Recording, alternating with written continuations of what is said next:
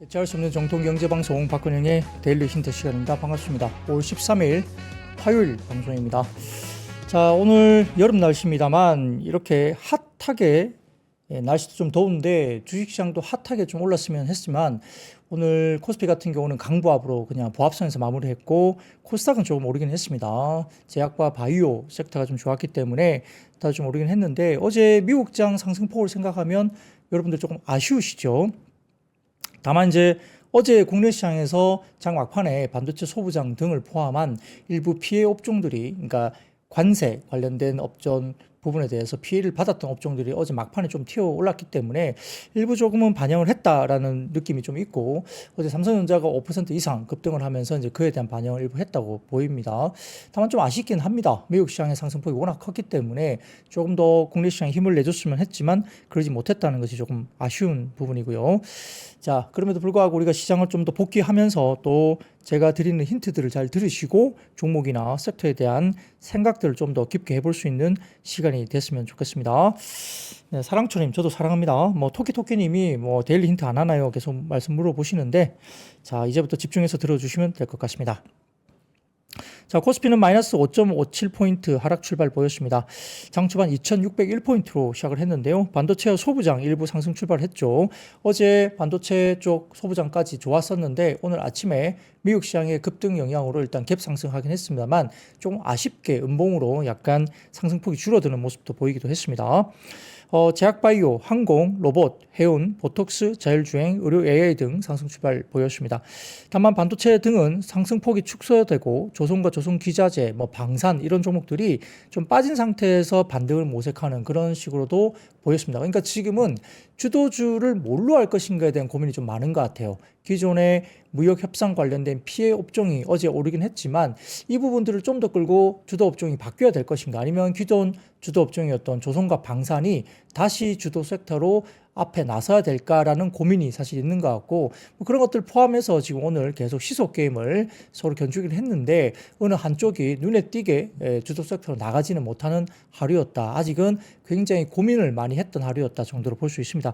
제약바이오가 좀 튀어오른 것이 조금 눈에 띄는 모습이었고요. 나머지들은 좀 재미가 없었던 그런 하루로 볼 수 있겠습니다.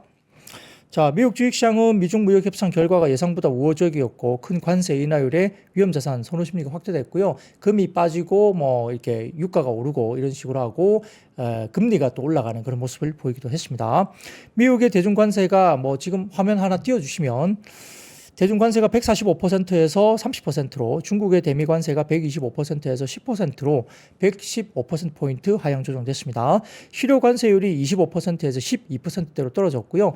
펜타닐이나 이런 것들이 좀 남아있지만 그런 것들은 충분히 또 협상이 가능하다는 점에서 추가적으로 관세율이 더 떨어질 수 있다, 이렇게 볼 수도 있습니다. 사실 이 상황은 미국 시장에서 지금 바라보는 관점은 트럼프 대통령이 얻은 거 하나도 없이 이렇게 다시 좀 중국 쪽에 내주었다, 관세 협상 관련된 부분들을 좀 기선을 뺏겼다, 이런 이야기가 많이 있습니다. 왜냐하면 사실 트럼프가 중국으로부터 얻은 건 없거든요. 없는 상태에서 급하게 이렇게 관세에 관련된 부분들을 양보하는 모습을 보였는데, 그 기저에는 뭐냐면 크리스마스 시즌에 뭔가 재고가 없어서, 예를 들면 아이들이 장난감을 못 산다든가 이런 소비 시즌에 재고가 떨어지면서 국민들의 원성이 엄청나게 자자할 가능성이 높다, 이런 점을 굉장히 우려를 했던 것 같습니다. 그래서 월마트나 여러 가지 소매업종 이런 쪽이 상당히 좀 재고가 떨어지고 선반이 빌 것이라는 경고를 계속 날리고 있고, 그다음에 소비 시즌에 재고가 없어서 상당히 원성을 사고 문제가 될 것이라는 이런 것에 대한 상당히 좀 경계 심리가 있었던 것 같아요. 그러다 보니까 중국에서 제대로 얻지도 못하고 이 관세를 좀 90일 유예를 하면서 뒤로 물러나는 모습을 보였다는 거고요. 중국 입장에서는 시간 끌기나 버티기가 어느 정도 어쨌든 성공을 1차적으로 했다. 근데 이게 유예이지 관세가 없어진 건 아니기 때문에 언제든지 트럼프가 태세 전환을 할 수 있다는 점도 우리가 생각을 해야 될 것 같습니다.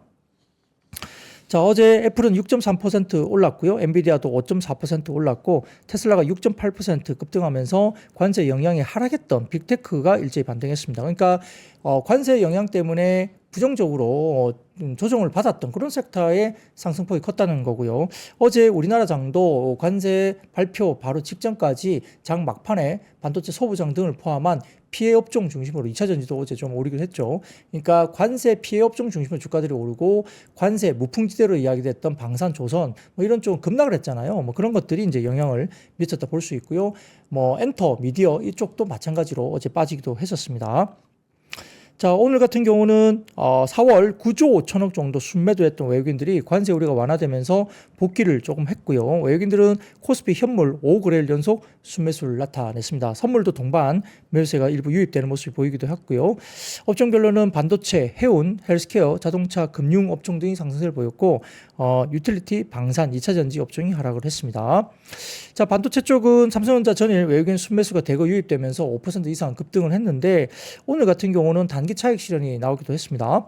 해운 같은 경우는 관세 피해 테마였는데요. 관세 여파로 최근 하락세를 보였지만 관세 우려가 완화되면서 반등을 했고 HMM 같은 경우는 장중 7% 이상 급등세가 나오기도 했습니다.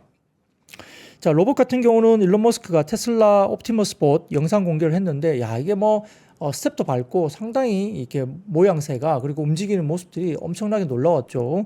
자, 그런 것들이 얘기되면서 뛰어난 로봇의 운동 능력이 보여줬다 이렇게 분석을 받았습니다.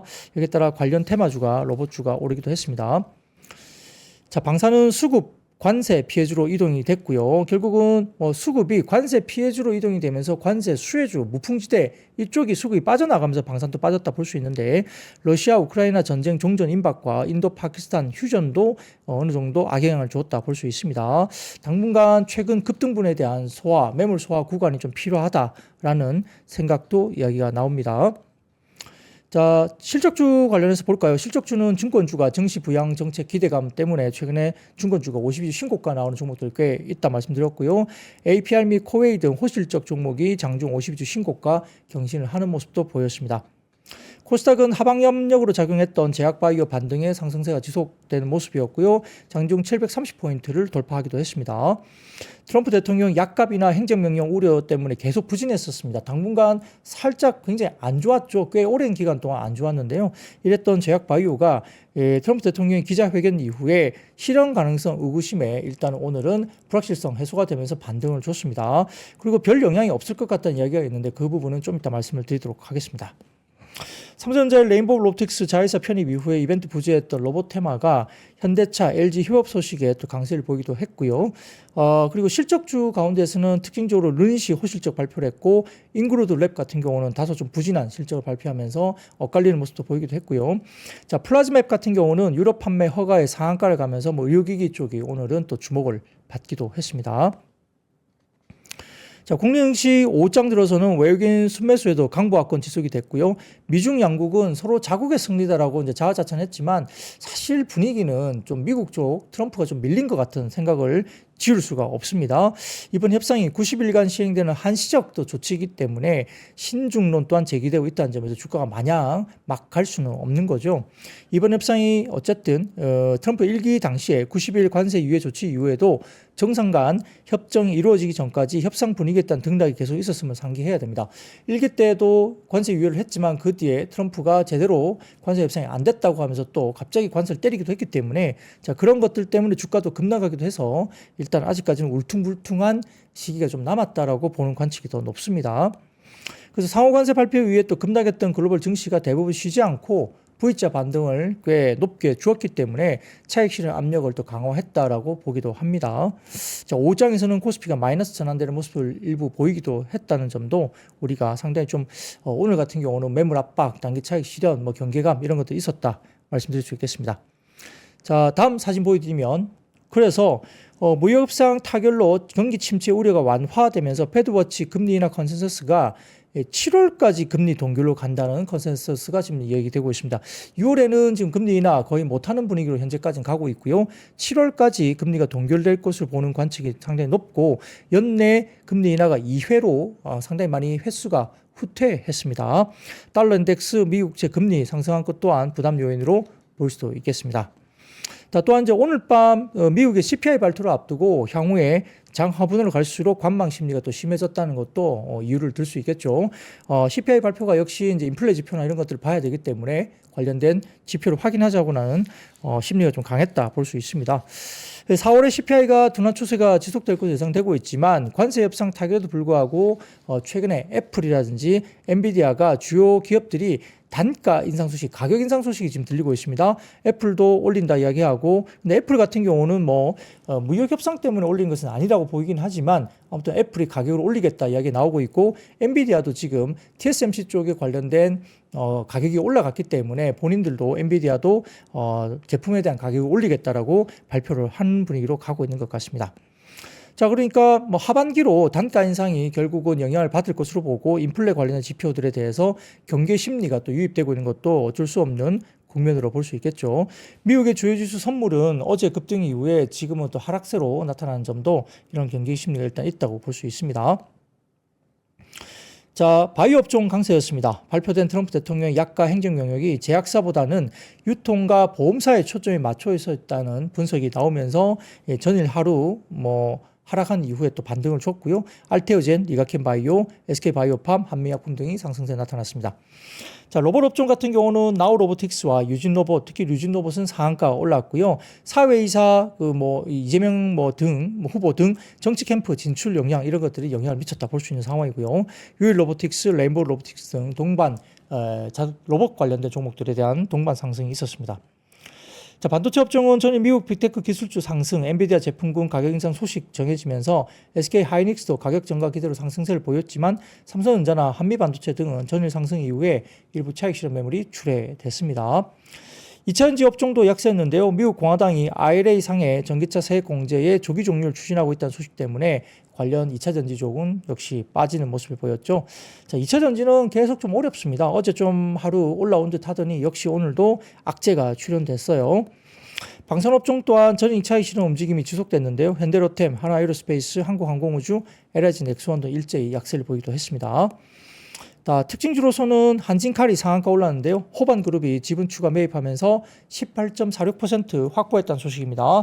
조원태 회장과 격차가 1.5%포인트 차이로 경영권 분쟁 가능성이 부각되면서 상한가 올라가는 모습을 보였습니다.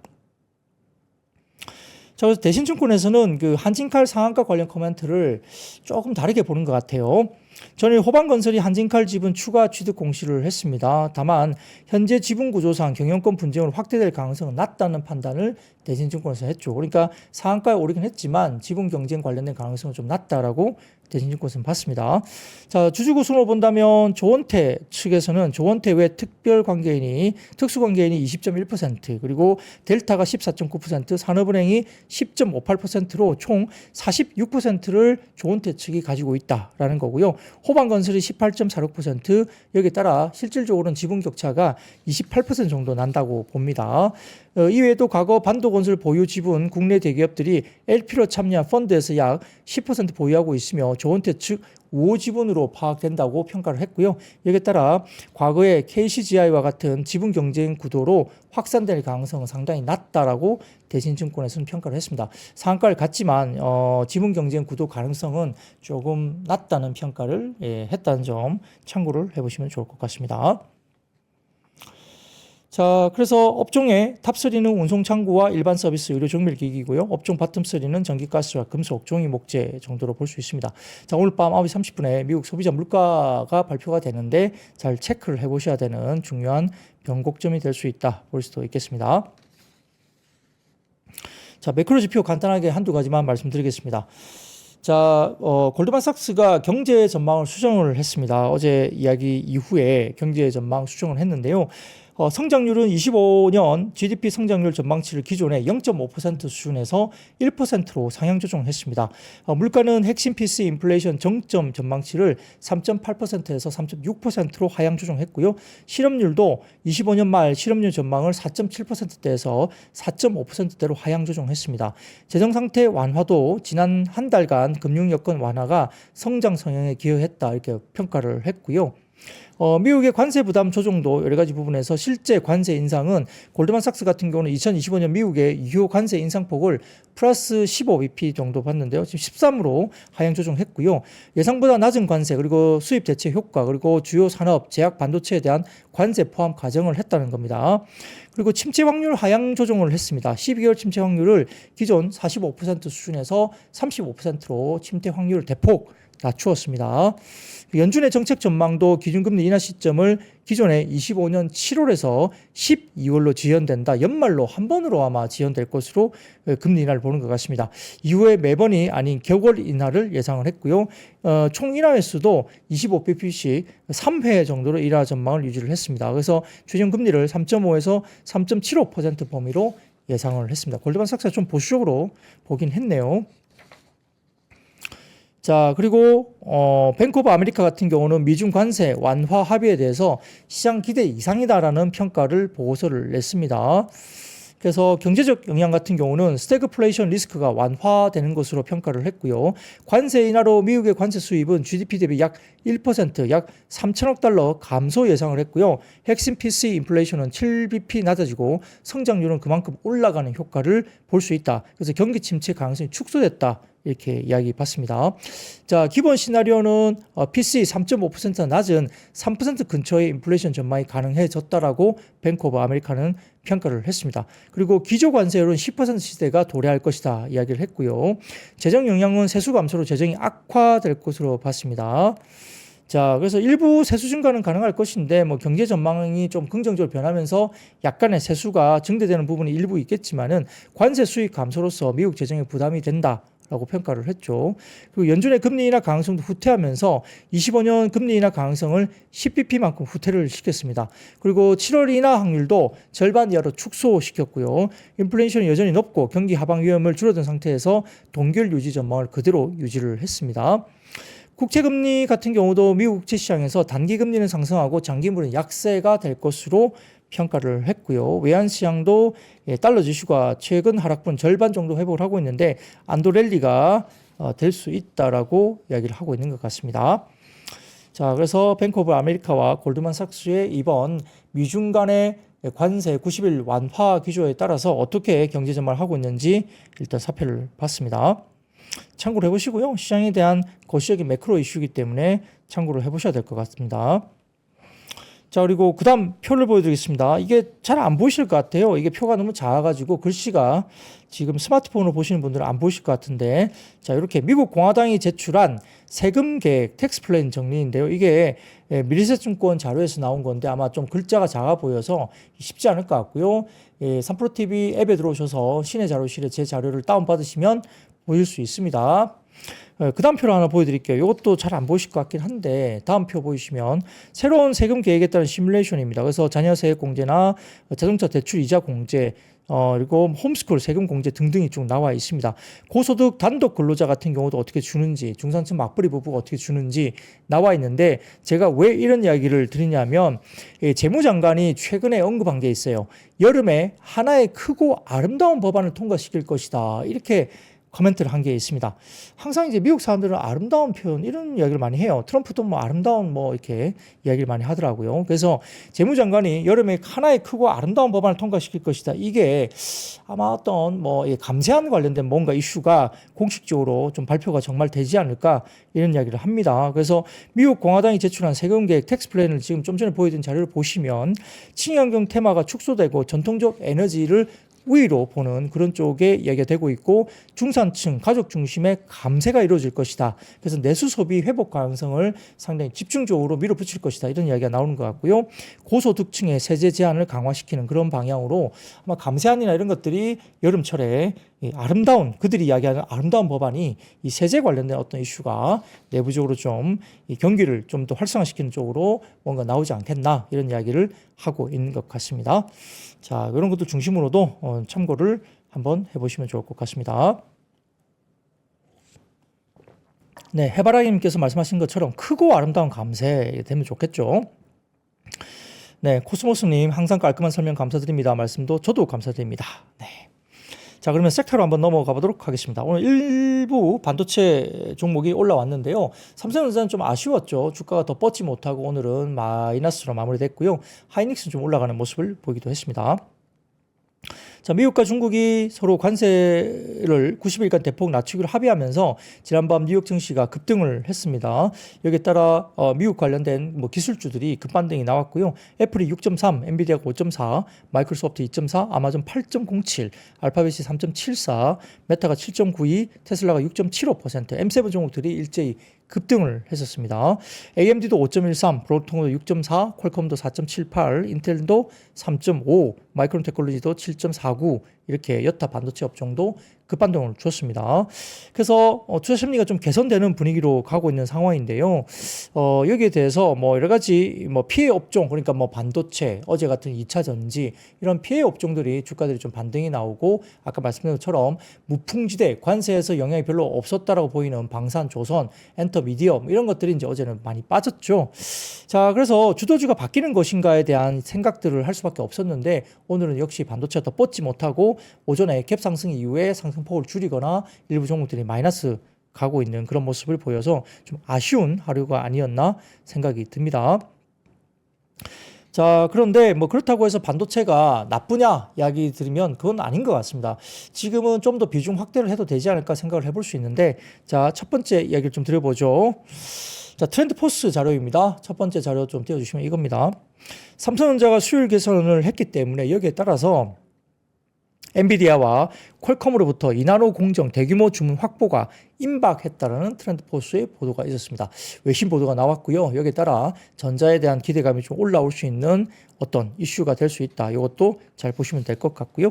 자, 그 다음 트렌드포스 자료입니다. 그 다음 트렌드포스 자료 보여드리면, 엔비디아가 대중 수출을 위한 H20 다운그레이드 모델의 HBM 대신 GDDR을 사용할 수 있다는 소식입니다. 그러면 삼성전자가 수혜입니다. 가장 지금 HBM 비중이 낮고요. GDDR 대한 어떤 비중이 높기 때문에 삼성전자가 수혜를 입을 가능성이 높다는 트렌드포스의 보도 자료도 나오기도 했습니다. 그래서 이 반도체 쪽을 비중을 확 줄이거나 이제 아닌가 보다라고 하기에는 조금 어렵죠. 그래서 이렇게 지금 삼성 관련된 이슈가 좀 불거지는 외신 보도 트렌드포스 자료가 있었다라고 보이기도 합니다. 자, 그리고 DS투자증권에서 반도체 관련해서 돌아온 테크의 시간이라는 리포트를 냈는데요. 자, 중단기로 반도체 비중을 높여야 하는 타이밍이라는데, 그 이유에 대해서는 관세 합의가 이루어지면서 정책 리스크가 완화됐다는 점 하나, 그리고 두 번째 AI 수요가 재가속하고 있다. 그 두 번째 이슈고요. 세 번째는 2분기 메모리 가격 상승이 동시에 이 세 가지가 동시에 겹쳐지는 구간이 시작된다는 겁니다. 여기에 따라 반도체 비중을 높여야 되는 타이밍으로 봤습니다. 그래서 IT 기기에 대한 수요 회복 기대감이 있고요. 그 다음에 엔비디아를 포함한 미국 IT 하드웨어 업체들의 제조 원가 상승 우려가 해소되고 있고, 아까 말씀드렸듯이 엔비디아가 TSMC 제조 원가가 올라가면서 가격을 올릴 것으로 본다는 점, 이런 것들도 여전히 마진 회복이 기대되고 있다는 점이고요. 그리고 미국과 중국의 CSP 업체들의 AI 캐펙스 경쟁이 다시 재개될 가능성이 높다는 점입니다. 자, 그래서 DS투자증권에서는 SK 하이닉스, SNS텍, 테스를 추천 종목으로 제시를 하기도 했습니다. 자, 근데 이제 좀 분야별로 나누어 보면 반도체도 요즘에 여러 가지로 분야가 나뉩니다. 그래서 분야별 좀 나누어 보면 AI 밸류 체인으로 되는 반도체 쪽을 본다면 이수페타시스나 두산 정도까지 볼 수 있겠고요. HBM 밸류 체인으로 본다면 PSK 홀딩스나 한비반도체, 한화비전, DI, YC, 테크잉 정도로 볼 수 있고요. 자, 삼성전자 밸류 체인, 그러니까 최근에 디램과 낸드 가격 인상을 했다라는 이야기가 나왔죠, 공식적으로. 그렇기 때문에 이렇게 본다면 본질적인 어떤 그 레거시 반도체 관련된 삼성전자 밸류체인에서 수혜를 볼 수 있는 것들은 SNS텍, 테스, 유진테크, 이오테크닉스, 하나머티리얼즈, 솔브레인 이런 쪽으로 분류를 했습니다. 그래서 국내 반도체 업종에서 역시 여러 가지 부분에서 AI나 HBM 밸류체인의 주가 반등이 강하게 나타날 것으로 DS투자증권 이야기를 했는데, 자, 그 외에도 레거시 비중이 큰 삼성전자 밸류체인도 역시 투자 매력도가 같이 증가한다. 그러니까 전반적으로 반도체에 대한 비중 확대에 대한 이야기를 다시 DS투자증권에서는 이야기를 하고 있습니다. 자, 향후 90일 동안 상호 관세를 각각 인하한다는 발표가 이루어지면서 나스닥 같은 경우도 상당히 많이 올라왔었고요. SOX 지수가 급반등에도 불구하고 현재 25년 기준 PER 24배 정도 수준에 와 있기 때문에 너무 비싸지 않다는 이야기를 하고 있는 것 같습니다. 자, 그리고 그 다음 헤드라인입니다. 그 다음 헤드라인 보여드리면 트럼프 행정부가 아랍에미레이트 관련해서 AI 기업인 G42 예, 이쪽에 대규모 칩 판매를 검토 중에 있다. 아마 아랍에미레이트 중동 방문이 순방이 있는 것 같습니다. 그래서 선물 꾸러미를 뭔가 가져가야 되잖아요. 예, 선물을 갖고 가야 되기 때문에 아마 트럼프 행정부가 이 중동 지역에 가서 AI 관련된 기업의 대규모 칩 판매를 이렇게 허용하는 그런 선물 꾸러미를 갖고 갈 것이다. 이런 이야기가 나오고 있습니다. 뭐 그래서 뭐 이건 제가 보기에는 거의 뭐 그렇게 가는 것이 아니냐 이야기 나옵니다. 이미 이야기가 계속적으로 이야기가 나오고 있는 상황이기 때문에 이렇게 중동 지역에 선물을 안겨줄 것이다. 이렇게 이야기를 하고 있죠. 근데 뭐 반대하는 인사도 아마 내부적으로 있겠죠. 트럼프 방문 전에 거래를 성사하기 위해서 이렇게 이야기를 하고 있지만 국가 안보 관계자들은 일단 상당히 우려를 하고 있다. 이런 이야기를 하고 있는 것 같습니다. 근데 어차피 뭐 트럼프를 막을 수 있을까요? 없습니다. 트럼프는 한다면 하죠. 네, 그래서 막기가 쉽지 않다. 볼 수도 있겠고요. 자, 그리고 그 다음 사진 하나 보여드릴까요? 이게 나와 있는 보고 자료인데 이게 너무 작죠. 근데 이제 뭔가만 말씀드리면 이게 팔란티어 회계 책임자가 내부자 매수를 했다는 이게 보고서입니다. 그래서 약 116만 달러어치 주식을 매입한 거죠. 116만 달러어치. 예, 그러니까 취득 단가가 116.14달러 정도 되는데요. 수량이 만주입니다. 만주. 팔란티어 내부자가 팔란티어를 만주를 샀습니다. 엄청나게 주식을 산 거죠. 자, 그래서 이와 관련해서 어쨌든 이런 관련된 종목들에 대해서 지금 내부자 매수가 들어오고 다시 기술주에 대한 반등이 나올 수 있다는 것도 볼 수도 있겠죠. 자, 그래서 뱅크 오브 아메리카 팔란티어 목표 주가를 기존의 125달러에서 150달러로 상향 조정했다라는 리포트가 나왔습니다. 팔란티어 상당히 좋게 보고 있는 것 같아요. 그래서 뭐 국방부 거래 관련해서도 예산 관련해서 더욱 확대될 가능성이 주목을 받고 있다라고 평가를 하기는 했습니다. 자, 이런 것들도 이야기를 하시면 좋을 것 같아요. 자, 그러면 IT 반도체 쪽은 이 정도 마무리하고요. 자, 그럼 두 번째입니다. 오늘 전기차 관련된 2차 전지 일부 관련주가 하락세를 보였다는 점입니다. 언론에 따르면 미국 고당이 인플레이션 감축법 IRA 전기차 세액 공제 조기 종료를 추진하고 있는 것으로 알려졌습니다. 자, 전기차 구매 보조금, IRA, AMPC, 그다음에 ITC, PTC, 세제 수령 방식 등에 대한 변경 내용을 포함을 했습니다. 신차 EV 보조금은 25년 말로 종료를 하고요. 단 2010년에서 25년 말까지 20만 대 미만 판매 OEM은 26년 말까지 1년 유예를 한다고 이야기를 했는데요. 즉 테슬라는 수령이 불가능하다고 볼 수 있겠지만 혼다 같은 경우는 가능하다 볼 수 있습니다. 중고차 EV 보조금도 상업용 EV 보조금도 25년 말로 종료를 한다 하는 거고요. IRA, AMPC 같은 경우는 현재 30년부터 25% 줄여서 33년 소멸 예정이지만 이를 앞당겨서 32년 소멸로 변경을 했다고 합니다. 즉 단계적 폐지를 1년 앞당긴 변화로 볼 수 있고요. 다만 근본 법안 시행 1년 후부터 금지된 외국기관의 부품 지원, 납사자가 지정 외국기관, 외국기관의 라이센스 가치가 100만 달러 초과할 경우 AMPC 수령 불가합니다. 즉 FEOC를 AMPC에 적용한다. 건데요. 또한 세액 공제, 크레딧 교환도 2028년 이후에 폐지를 한다 이야기를 했습니다. 자, ITC와 PTC는 34년부터 감축되면서 36년에 종료될 것으로 예상했지만 이를 앞당겨서 29년부터 감축하면서 32년에 종료로 변경을 했습니다. 여기에 따라 삼성증권에서는 결국 단기 적극적인 변화는 내년부터 전기차 보조금 폐지가 되는 것인데 이에 따라 미국의 전기차 단기 수요 하향 전망을 할 수밖에 없다는 삼성증권의 평가입니다. 다만 AMPC나 ITC, PTC는 4, 5년간 변화가 없기 때문에 중장기 관점에서 업체의 이익 하향도 예상될 수밖에 없다. AMPC에서 FEOC가 도입된 만큼 현지 소싱에 중요해질 가능성이 전망이고 OEM의 AMPC 공유 요구 가능성도 늘어날 가능성이 높다라고 평가를 했습니다. AMPC도 공유를 원하잖아요. 셀 업체한테. 그러니까 AMPC를 주면 그걸 갖다가 뭐 절반 이상 공유를 해달라. 우리한테 반을 줘라. 이렇게 공유가 늘어날 가능성이 높다는 이야기를 하고 있습니다. 다만 이게 관련해서 뭐 현실성이 좀 있느냐 이 부분은 좀 논란이 있습니다. 이게 이렇게 발표는 됐지만 실질적으로 이게 실현되기가 좀 어렵다는 분석도 있고요. 삼성증권에서는 조금은 부정적으로 단기 EV 수요나 중장기 업체 이익 하향을 예상한다면서 조금은 보수적으로 부정적으로 좀 봤던 이슈로 볼 수 있겠습니다. 이건 이제 전기차 뭐 2차 전지 쪽으로 이야기하면 될 것 같고요. 자, 그 외에 미래에셋증권에서는 신재생 에너지 관련해서 이 IRA 수정 법안 초안 관련된 신재생 에너지 관련 코멘트를 했습니다. 주택용 청정에너지 세액 공제가 들어있는데요. 기간이 기존의 34년까지 해서 25년까지로 대폭 축소했다고 평가를 했고요. 다만 TPO 모델은 주택 소유자가 세액 공제를 신청하는 사업 형식이 아니므로 여기에 해당될 가능성은 낮아 보인다고 봤고요. 전력 생산 세액 공제도 있습니다. 32년 이후에 페이지 아웃 됐던 기존 법안에서 29년 80%, 30년에 60%, 31년 40%, 32년 0%로 일정이 좀 앞당겨졌다 평가를 했습니다. 해당 법안 제정 2년 후에 건설 시작한 시설은 공제 양도가 폐지된다 봤고요. 그 다음에 FEOC, 북한, 중국, 러시아, 이란 이 부분이 적용된다고 봤습니다. 제조업체와는 직접적인 어떤 관련이 없는 법안인데 하지만 신재생 에너지 발전소에 영향을 미치기에 간접적인 영향을 미칠 수 있다 봤고요. 첨단 제조 세액 공제도 AMPC 관련해서 태양광 배터리 관련해서는 기존에 30년도에 75%, 31년 50%, 32년 25%, 33년 0%였는데 32년 공제 폐지 따라서 공제는 31년까지만 들어간다 봤습니다. 풍력 같은 경우도 28년부터 공제가 폐지되고요.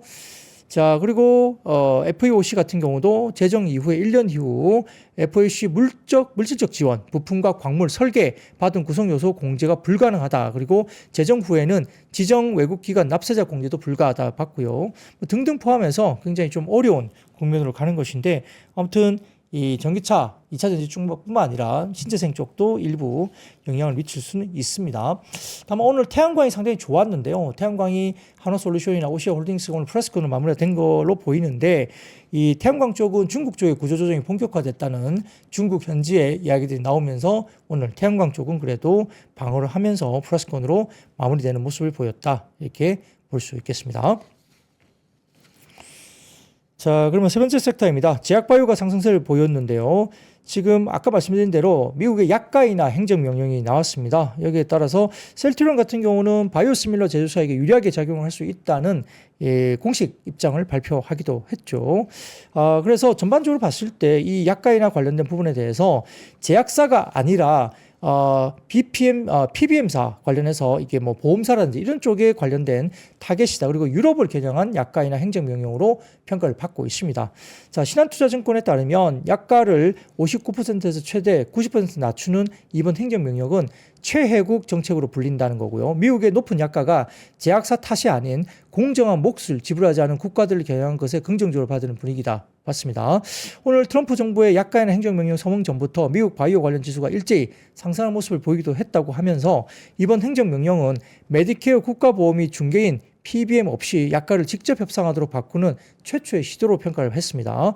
보건복지부 장관은 앞으로 30일 이내에 의약품 가격 인하에 대해 구체적인 목표를 설정하고 최혜국 대우에 해당하는 약가를 받아야 하는데 이미 10여 개 빅파마들이 무려 2,500억 달러에 달하는 미국 내 공장 증설 계획을 발표해서 관세 정책의 목적은 일부 달성한 상태이기 때문에 관세 영향 우려보다 낮을 것으로 판단을 하기도 했습니다. 자, 그래서 뭐 약가 관련된 부분에 대해서도 뭐 즉각 혜택을 보기 어렵구나, 아예 혜택을 보기 어려울 수 있다는 보도가 나오기도 하고 있습니다. 아까 말씀드린 대로 이 약가에 대한 행정명령 소식은 이 제약사에 대해서 뭐 어떤 여러 가지 부분에 대한 부분이 아니라 뭐 보험사라든지 뭐 이런 것들 그리고 유럽을 겨냥한 것이다 이야기 나오고 있기 때문에 오늘 일부 제약 바이오 섹터의 종목들이 이제 반등이 나왔다 이렇게 볼 수 있는 상황입니다. 뭐 안도감이 좀 있었다고 볼 수 있겠죠. 그래서 BPM 주가들이 오히려 빠졌다 이렇게 볼 수 있는 겁니다.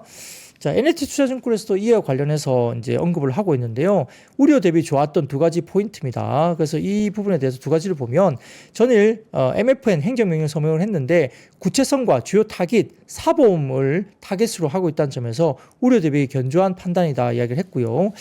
두 번째, 글로벌 헬스케어 주가 간의 높은 상관성 구간이기 때문에 미국의 헬스케어 방향성에 지금 주목을 해야 된다고 평가를 했습니다. 그래서 아마 NH투자증권에서는 이 부분에 대해서 어느 정도 시장에 우려했던 것보다 낮은 수준의 발표였다 평가를 하면서 헬스케어들이 좀 더 올라갈 수 있는 긍정적인 흐름도 나타날 가능성이 있지 않느냐 생각을 해볼 수 있겠습니다. 자, 그리고 그 다음입니다. 아울러서 뭐 제약바이오가 좋았기 때문에 미용기기 쪽도 같이 봐야 되는데요. 다음 표를 보여드리겠습니다. 예, 버프라는 플랫폼에서 올려주신 자료인데요. 이게 위쪽에 보면 외국인 입국자 수의 막대 그래프고요. 아래쪽에 보시면 외국인 진료 기간별 소비 금액입니다. 자, 막대 그래프를 보시면은 외국인 입국자 수가 코로나 이전 레벨이 다 회복을 했습니다. 위쪽에 그림의 막대 그래프 보면 2019년도 이때를 거의 다 회복을 했어요. 막대 그래프가. 그래서 어디가 많이 들어온지 보다도 전체 막대 그래프 높이로 본다면 2019년 레벨을 회복했죠. 근데 아래쪽에 표를 보여주시면 피부 성형외과 소비액이 동기간 동안에 빨간 색깔이 피부과입니다. 그리고 회색이 성형외과거든요. 이게 보세요. 같이 들어오는 입국자 수가 거의 같은 레벨로 가고 있는데 빨간색과 회색 부분 보시면은 피부과 엄청나죠. 동기간 동안에 2019년 대비 소비액이 7배 증가하고 있습니다. 그러니까 피부 미용기기 쪽이 엄청나게 좋아질 수밖에 없는 이런 구간에 접어들고 있고요. 그러다 보니까 글로벌 텍스프나 이런 쪽도 숫자가 잘 나오는 구간으로 일부 나왔다는 점도 볼 수도 있겠죠. 자, 이렇게 미용기기나 의료기기 이쪽 관련된 쪽도 좋아지는 부분이다 볼 수 있습니다. 자, 이런 것들 보시고 입국자 수 대비 피부과, 성형외과, 미용기기 쪽에 소비가 얼마나 늘고 있느냐를 볼 수 있는 상황입니다. 여기에 따라 의료기기 관련해서 다울투자증권에서도 4월 의료관광 소비 금액이 1,877억으로 전년비 83% 급증했고요. 전월 비로도 22% 성장하면서 피부과는 1,034억 원으로 전년비 124% 급증했고요. 전월 비로도 22% 성장했습니다. 특히 피부과 소비 금액은 1,000억을 돌파하면서 전체 소비 금액 비중의 55% 기록했기 때문에 피부과 관련해서 엄청나게 지금 좋은 분위기가 가고 있다 나옵니다.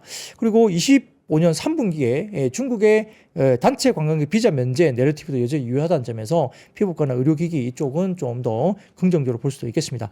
저도 말씀드리지만 피부과 가셔서 피부 시술 한번 받으러 가보세요. 그래야 그때 분위기를 피부과가 이렇게 지금 핫하구나 느끼실 수 있습니다. 자, 그리고 나머지는 뭐 그냥 간단하게 말씀드리겠습니다. 미중 관세 완화 수혜 전망 등의 해운주가 상승세를 보였습니다. 그래서 여러 가지 부분에서 해운주는 단기 되돌림뿐만 아니라 추가적인 업사이드도 주목을 해야 된다 이야기 나오고 있는 상황이고요. 자, 다음 표 하나 보여드릴게요. 이게 선물 시장 SCFI 유럽선입니다. 상해 컨테이너 운임선 관련해서 지금 보시면 9.2% 급등했죠. 그래서 전반적으로 운임 최상위로 일단 주가가 아니죠. 선물 시장입니다. SCFI 유럽선 쪽에 지표가 급등하는 모습을 보입니다. 그래서 해운 시장 관련해서 한투증권에서도 긍정적인 흐름을 이야기를 했고요. 전반적으로 공급 환경 이런 것도 왜곡되어 있는데 아마 지금 반등 구간으로 가는 쪽으로 아마 추가적인 상승분에 대해서 긍정적인 이슈를 이야기를 했습니다. 자, 그리고 마지막입니다. 실적과 밸류에이션 상승 분석 등의 카지노주가 상승을 보였습니다. 자, 그 다음 표를 하나 보여주시면 하나증권의 자료입니다. 이게 보시면은 강원랜드, 파라다이스, GK1 올해 PER 추정치, 내년 추정치, 그리고 PBR 추정치고요.